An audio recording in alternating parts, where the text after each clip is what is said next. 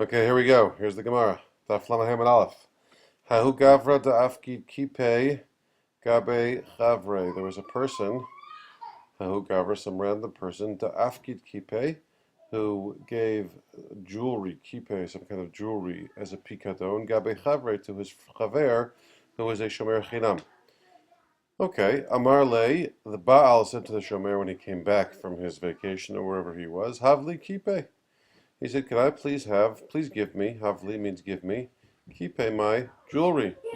Amar le, lo yadana hecho tvinu. The shomer said to the Baal, sorry, I'm not sure where I put them. Lo yadana, I don't know. Hecha, where otvinhu, I put them. In other words, basically, sorry, buddy, I have no idea. He doesn't seem too remorseful either. But that's just my guess. He says, I don't know where they are. Rav Nachman. This case came before Rav Nachman, or he came before the Baal came before Rav Nachman to say, I need help. Rav Nachman was a dayan. He went to court. He went to Beit Din, and he said, Rav Nachman, I need help. Amar le, kol lo yadana pshiutahi. Rav Nachman paskin. He said to the Baal, I guess also to the shomer, right? He said to the shomer, Kol lo yadana pshiyutahi. There's no such thing as I don't know. What do you mean I don't know where I put them? That's pshiyah. Even though you're a shomer chinam, and you wouldn't be chayav, for example, if it was stolen, or even if it was lost in some kind of legitimate loss. But to say lo yadana, simply, oh, I have no idea, or I forgot where I put them, that's pshiyah, that's negligence. And as we know, a shomer chinam is chayav in a case of pshiyah. So he said zil shlim. He commanded him, go, pay. But, as we know, not always do people listen to what the courts or what the rabbis or what the Beit Din says. So lo shilem, he didn't pay. Happens all the time. Someone tells you to pay. Even if the court tells you to pay, you get a letter in the mail saying you have to pay your parking ticket, but some people don't pay. So what happens when you don't pay something that you have to pay? Well, Azal Rav Nachman went, Agbe la apadne mine. He collected his, literally apadne means his castle, but it's his house. Mine, he basically went to the shomer and he said, listen, you didn't pay. I'm not sure how long he waited, how much time he gave him, but he gave him a certain legitimate amount of time.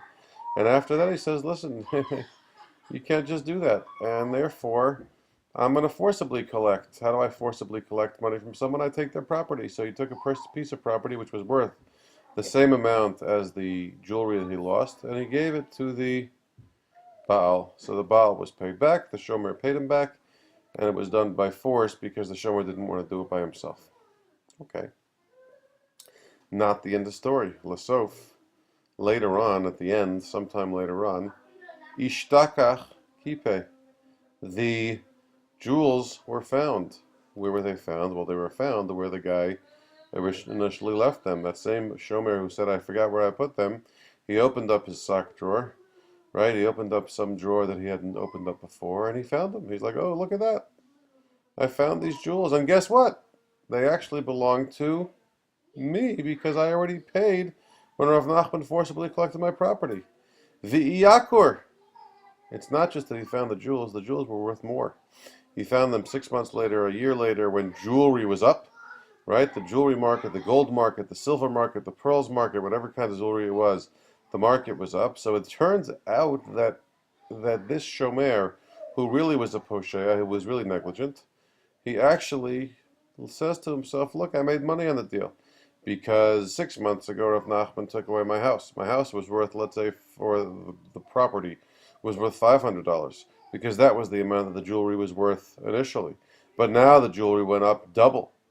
Right, went up 100%. So now the jewelry is worth $1,000. So I actually made money on this whole deal, even though I'm the one that was a posheya. And Rav Nachman said, I'm not taking that. No way. Amar, when he found out about this, Amar, Rav Nachman, you can't do that. You can't just keep them. You can't just say, oh, well, I paid, so these are mine. These don't really belong to you. They belong to the Baal. Hadre kipe lemarayu. The jewelry has to go back to its owner. Hadre, they go back. Kipe, the jewelry, lemarayu, to their original owner. Vahadra apadna lemare, and the house should go back to its owner. In other words, just do a switch. Okay, now that you found the jewelry, You give the jewelry back to the Baal gives you your property back, and everyone lives happily ever after. But it's not okay for you to keep the jewelry as a profit, right? Because you're basically making a profit on the payment that you made when you didn't agree to pay whenever it was 6 months ago, and you can't make a profit like that. That's the end of the story. Okay? So we had a guy who didn't know where his jewelry was. Shomer Chinam, who says lo yadana. Rav Nachman says lo yadana is considered pshia. You have to pay. His house was forcibly, or his property was forcibly collected, and then 6 months later, sometime later, the jewelry is found. They go up in value. Rav Nachman says you can't keep them. That would be making a profit on really not being such a great guy. We don't want that to happen, and therefore you got to give the jewelry back to its owner. You get your property back, and the end of story. Amar Rava. So Rava watched or saw this whole thing happen. He was a student of Rav Nachman. Havayativna kamei Rav Nachman. So he relates. Havayativna. We were sitting. Kamei Rav Nachman. We were sitting in front of Rav Nachman, which is a euphemism for we were learning with him. Right? We were sitting in front of him, learning with him. Upirkin hamafkid hava, and we happen to have been learning Parak hamafkid. And Parak hamafkid starts with that famous first Mishnah, which we all know, right? Hamafkid etzel chavero behemau kelim v'nigdevu shavdu, and the words are va'amri le. And we said to him when we heard this story that he paskined about, we said, wait a second, doesn't that contradict our own Mishnah? Shileim v'lo ratzali shavasa. They quote 4 words from our Mishnah. The Mishnah says that if somebody pays instead of a shomer chinam, pays instead of swearing, what happens in that case? So the Gemara doesn't tell us, but we have to remember the Mishnah ourselves. It says, Rashi actually helps us. Va'amri le shileim v'lo ratzali shava katani matnitin dekani kfela. Our Mishnah, if you remember, says that the shomer who pays voluntarily, he gets the kefil. He does make profit on paying. So we do see that a shomer who pays can make a profit. V'hainami shilem. This guy also paid. V'liknei ravacha de'iyakor. So why doesn't he make the profit? Just like the Mishnah says, that the shomer who pays makes a profit when the ganav is found, and the kefil is double the price, or even 4 or 5 times the price in case of dalad v'hei. So how come over here Rav Nachman is not happy with the shomer making a profit? Same story. So Rav is telling the story now. He says he asked that question to Rav Nachman. Velo ahaderli, and Rav Nachman ignored me. He didn't answer my question. Happens in our class sometimes too, right? He didn't know. He didn't answer me. He didn't answer my question. He just ignored me. And then Rav says, actually, I thought about this. First I was insulted. But then I thought about it. V'shapir avad. He did good to Lo Ahaderli for not answering me. He was right for not answering me. In other words, because my question was really a bad question, he says. And Rav was talking to himself. My Tama, why was my question a bad question? In other words, why are these 2 cases not comparable? And he explains, Hatam, what's Hatam? Over there in the original Mishnah of Hamafkid that he quoted, Lo atrache levedina.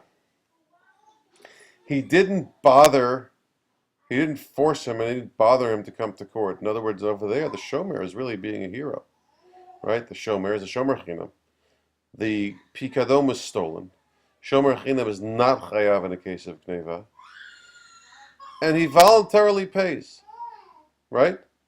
So we say basically, thank you very much for doing all those things you didn't have to do, and for really being a hero. So therefore, we understand why he gets the profit. Hacha, totally different over here. Hacha, over here, atrache levedina. This guy, he's no hero. He actually, not only was he a posheya, which is not what the Gemara focuses on right now, but he didn't pay. He was supposed to pay, didn't pay. The property was forcibly collected from him. We have no gratitude towards this guy. He was just trouble. He didn't do anything right. So why should we reward him? In the case of the Mishnah, we understand why we want to reward the guy. He was really a good guy. He was a shomer chinam who went out of his way to do something special. He didn't bother. He didn't force the courts to get involved. He just did something really over and above. So we understand why that guy is rewarded. But this is different. And therefore, Rava says these cases are not comparable. Rav Nachman's right. In that case, it makes sense to not reward the shomer. And in our Mishnah, we reward the shomer for different reasons. Okay? Now the Gemara goes off on a little bit of a extrapolation, I would say. Lamemra de Savar Nachman de Shuma Hadar. Are you trying to say that Rav Nachman's of the opinion that Shuma Hadar, what does Shuma Hadar mean? Shuma Hadar means that in a case where something is Shuma, is forcibly collected, Hadar, it goes back. Let's read Rashi to learn what a regular case of Shuma Hadar is. Nichse Love. If the Love is a borrower, has property, Sheshamu Beit Din LeBaal Chov, and the Beit Din took that property and gave it to a Baal Chov, to somebody who's owed money from the Love. So, right? So, Ruvain owes Shimon $100. Ruvain doesn't pay.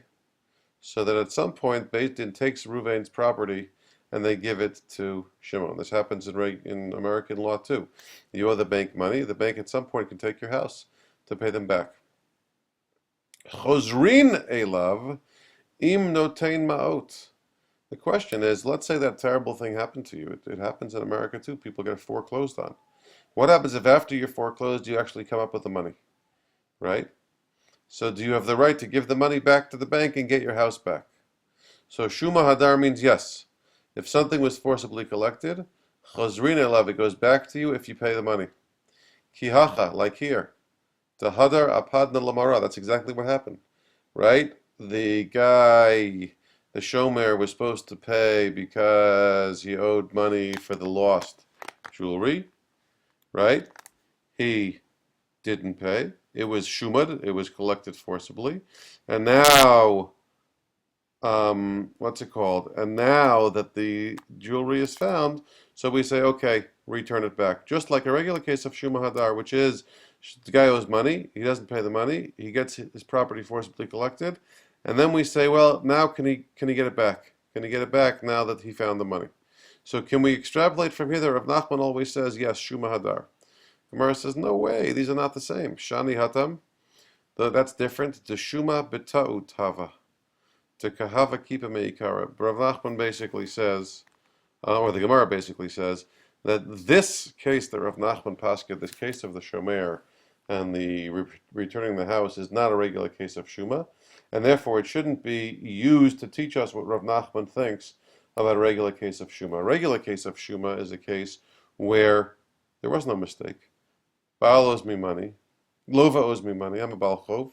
Lova owes me money. The borrower owes me money. I don't have it. We take property. And then the question is, if the Lova comes up with the money, does he get his property back? Over here, the reason why Rav Nachman was so adamant that the house should go back is because there was a mistake. That jewelry was sitting there all the time. He should have known where it was, and if he would have known where it would have gotten to him. And therefore, he says you can't compare the two cases. In other words, maybe Rav Nachman says Shuma Lo Hadar, but only in this case Shuma Hadar because it was Shuma B'ta'ut, because it was a mistaken Shuma. It was Shuma by mistake. And now the Gemara wants to know, what's the bottom line? What's the story with Shuma Hadar or Shuma Lo Hadar? Amr Nahardai, so the people from Naharda said, Shuma Hadar Tresar Yarche Shata. Shuma goes back for 12 months. In other words, there's like a limit. For the first 12 months, if the guy comes up with the money, he gets his house back. But you can't come back 2 years later, 3 years later, 4 years later, and take your house back. That's ridiculous. There's a limit. The limit, 12 months. V'yamar Ameimar, and Ameimar said, Ana mi Naharda Ana. I actually am from Naharda, and I disagree with Sphirali, and I think Shuma Hadar La'olam. I actually think that Shuma does go back forever in the regular case of Shuma.